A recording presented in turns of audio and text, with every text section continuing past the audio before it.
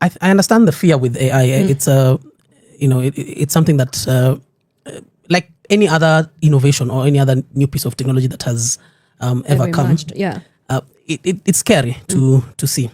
I remember, I don't know how many of your viewers were alive then, but in the year 2000, I was in primary school. I was in class 8, and there was this big fear about something called the millennial bug, right?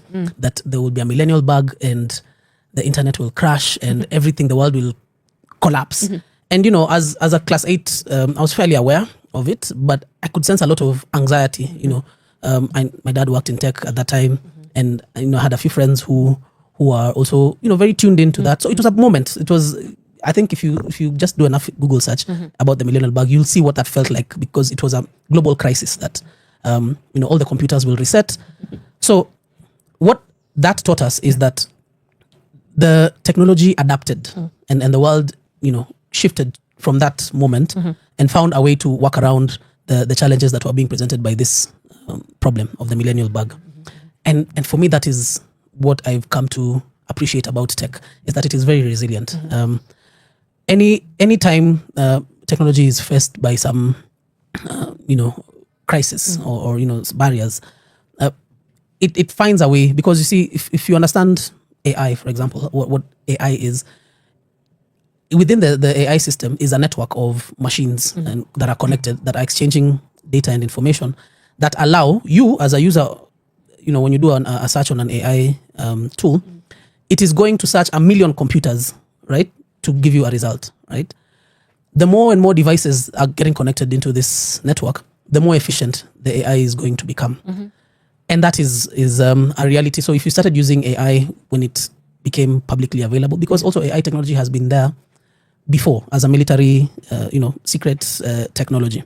But since it became publicly usable, if you've been using AI, maybe for the last 2 or 3 years, then you can see now how it has evolved. It has become much more sharper and smarter, and it will continue to be that. The more people continue to use it, the more people are plugging into the AI networks, the more efficient and the smarter it will become.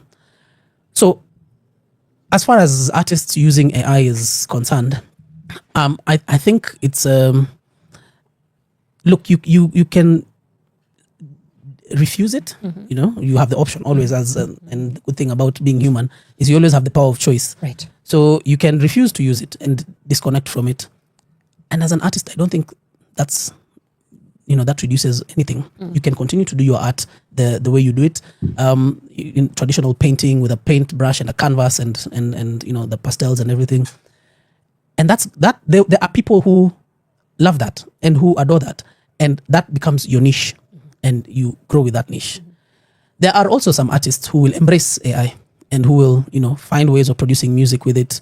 Like you said, I think this is the lady who has released an album. I think there was even someone who has written an entire book on AI and published it as a book, but it's actually all written by AI. Yeah. So, there are those who will also take that route. Yeah. And again, for that market, because there is also a market or a population that is growing up purely on these technologies. There are people who will have never even known that, for example, you could draw on a paper, and I'm just saying this for illustrative purposes, or use crayons to draw, because they've always drawn on a tablet, right? The Gen Alphas, as we call them. So as they grow up, the first point of interaction with things like art and music is also going to be digital. So that is another audience, another population. So as an artist, you can decide who is the artist. I mean, who is the audience that you want to engage with as an artist. You want to stick to the traditional audience, which is fine. And if you want to stick to or rather to engage with the newer, more tech-savvy population, that is also fine. That is also a segment that you can engage with. Personally, what I advocate for is that at a policy level, we need to ensure that these technologies that are coming up, we are building the capacity of our creators, our young people, to interact with them by, for example, taxation. And I think this also responds to the question that someone else had asked. Can we introduce favorable tax policies for companies that are setting up AI servers in Kenya? we've seen a few of them already. We've seen several companies that are now coming to Kenya and saying, okay, we want to put up a hub, where we can host servers for AI transmission. Yeah. So I think for the people working at policy level, and this is what I say to them every time we are interacting with them, do not make it difficult for the person who is interested in adopting AI.